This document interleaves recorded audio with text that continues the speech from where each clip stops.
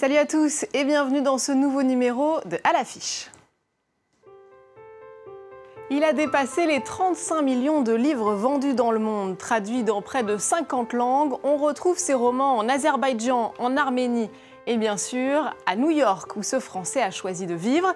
Son nom est à coup sûr synonyme de succès en librairie. Ses lecteurs, fidèles, toujours plus nombreux.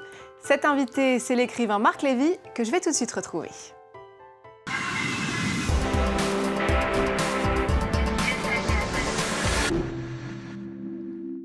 Bonjour Marc Lévy. Bonjour. Merci beaucoup d'être avec nous donc pour ce nouveau roman, L'Horizon à l'envers, paru chez Robert Laffont. C'est le 17e roman. Ça passe, hein 17, je vous vois hocher la tête. Alors, c'est l'histoire d'un trio. Il s'appelle Josh, Luke et Hope. C'est 3 amis étudiants en neurosciences. Ils ont quand même un projet, on va dire, aussi génial qu'effrayant, puisqu'ils veulent scanner le cerveau humain afin, on va dire, de télécharger, sauvegarder en tout cas notre conscience, un peu comme on le ferait avec un disque dur d'ordinateur. Oui. Et ce besoin de réussir va se faire de plus en plus pressant, alors que malheureusement l'un d'entre eux est confronté à une mort imminente. On ne va pas en dire plus. On retrouve l'amour, l'amitié, les jeux du destin, un peu vos thèmes de prédilection. Mais donc cette science et ces progrès technologiques en filigrane, c'est quelque chose qui vous fascine, qui vous fait peur? Non, c'était pas l'intention. J'ai pas eu du tout envie d'écrire un roman scientifique et c'est pas du tout un roman scientifique. J'avais envie, parce que c'est ce que j'aime, j'avais envie d'abord d'écrire un grand roman d'aventure. J'avais envie d'une grande histoire d'amour, oui, mais d'une histoire d'amour. Et surtout, je suis tombé fou amoureux du personnage de Hope, en tout bien, tout honneur.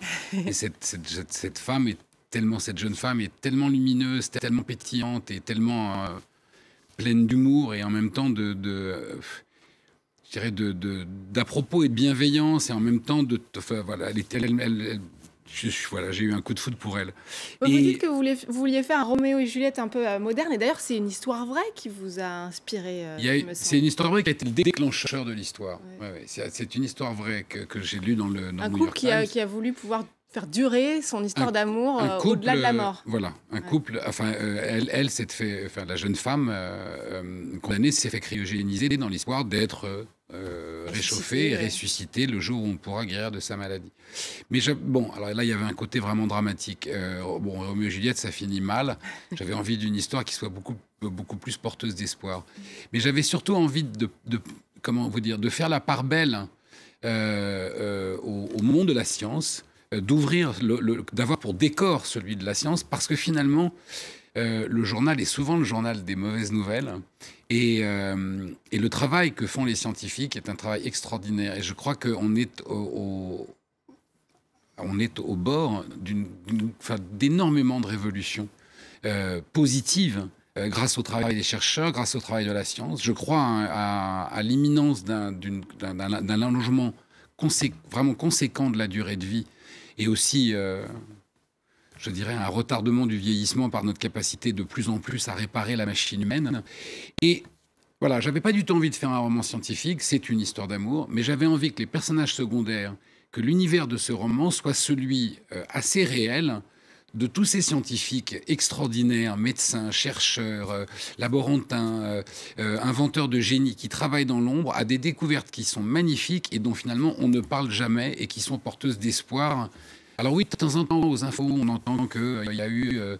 on parle vous voyez, par exemple, d'un progrès dans telle maladie, etc. Mais on en parle tellement peu, c'est-à-dire que... Voilà. D'ailleurs, vous leur rendez justice parce que vous les citez, vous, en note de bas de page, vous faites référence à des vraies recherches. Et à des vraies découvertes extraordinaires, oui. Alors Marc Lévy, vous êtes l'auteur français le plus lu au monde, l'écrivain français le plus lu au monde. Ce nouveau livre a d'emblée été tiré à 400 000 exemplaires et déjà en tête des ventes ici en France.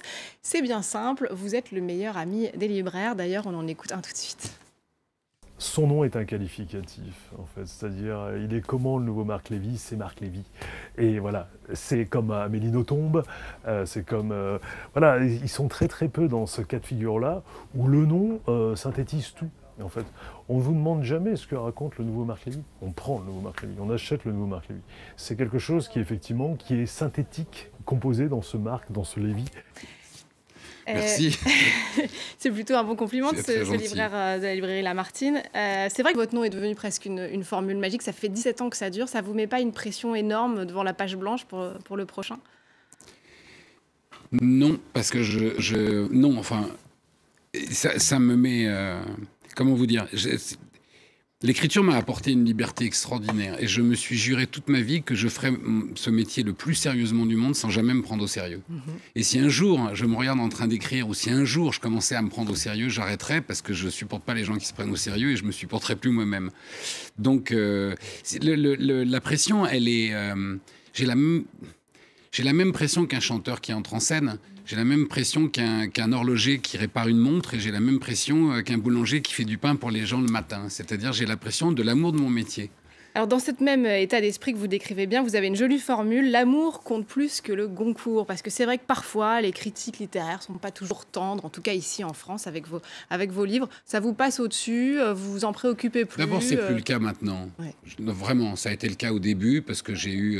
mais je suis le premier à le reconnaître. Mon premier roman a rencontré un succès qui a été un cadeau de la chance.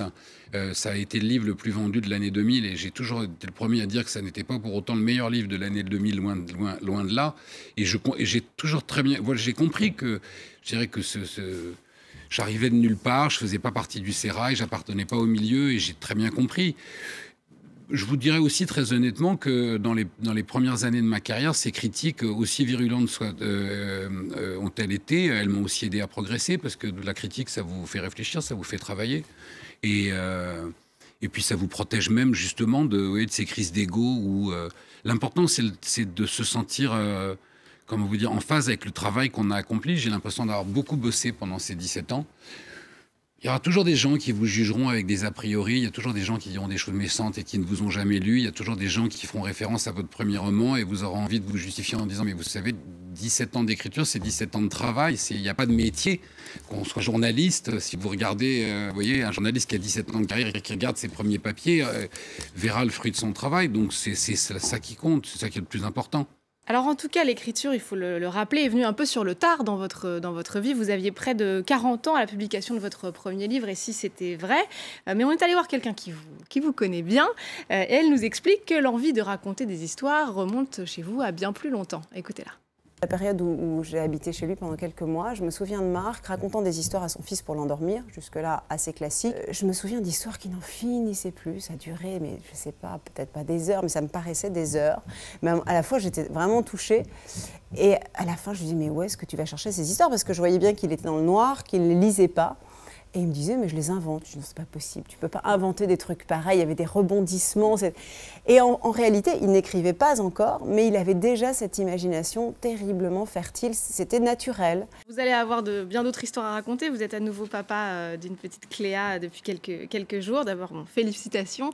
Mais justement, au-delà des histoires pour enfants, qu'est-ce qui vous a donné un jour envie de sauter le pas et de vous lancer vraiment dans l'écriture ? D'abord, je voudrais remercier ma cousine, Julie Andrieux. D'ailleurs, je lui rends un petit hommage dans le livre. Il y a 2 clins d'œil.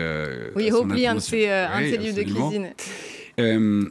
Mais en fait, cette passion, elle est née parce que ces histoires qui n'en finissaient plus, dont parlait Julie, c'était en fait une histoire à épisode. Et mon fils me reprenait souvent parce que j'avais oublié...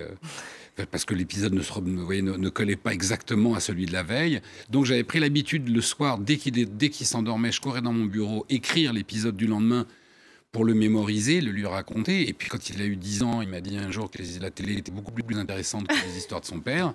Bon, dont acte. Mais à partir de là, je me suis rendu compte que ça me manquait. C'est-à-dire que cette heure que je passais dans mon bureau à écrire le soir me manquait. Et l'idée m'est venue, je me suis dit, si je peux plus écrire à l'enfant qu'est mon fils, peut-être que je peux écrire des histoires à l'homme qu'il deviendra un jour. Et aujourd'hui, qu'est-ce qui vous inspire un livre? Puisque vous en écrivez, vous êtes comme Woody Allen, vous écrivez un livre par an. Qu'est-ce qui vous donne envie d'écrire un livre? Mais vous savez, je comprends pourquoi Woody Allen fait un film par an. C'est parce que d'abord, comme Woody Allen l'avait dit, je vais le paraphraser, mais en dehors de ce métier, je suis au chômage. Mais parce qu'en fait, quand on aime son métier, on n'a qu'une envie, c'est de le faire. Donc je n'écris pas un livre par an. Vraiment, je vous jure que si je me lançais un jour, si un jour l'envie me prenait d'écrire une trilogie, si j'avais assez de coffre pour imaginer une histoire qui se déroule sur 1500 pages, je pourrais très bien attendre 2 ans ou 3 ans pour la publier, mais je ne pourrais pas rester 1 an sans écrire. Vous voyez, bon. Donc voilà pourquoi je publie un livre tous les ans. C'est parce que j'aime tellement ça. J'aime ce métier plus que tout. C'est un bonheur. Vous avez déjà une idée du prochain livre? Vous savez sur quoi vous écrivez? Oui, oui. Et vous voyez, figurez-vous que l'été dernier, j'étais en train d'écrire un roman quand un matin j'ouvre le New York Times, je tombe sur l'article qui parle de Kim et Josh, donc de ce couple, de cette histoire d'amour interrompue par la vie et de cette femme qui sont tellement fous amoureux l'un de l'autre qu'ils ne peuvent pas supporter l'idée d'être séparés et qu'elle va décider de se faire cryogéniser dans l'espoir de revoir un jour cet homme et de revivre un moment avec lui.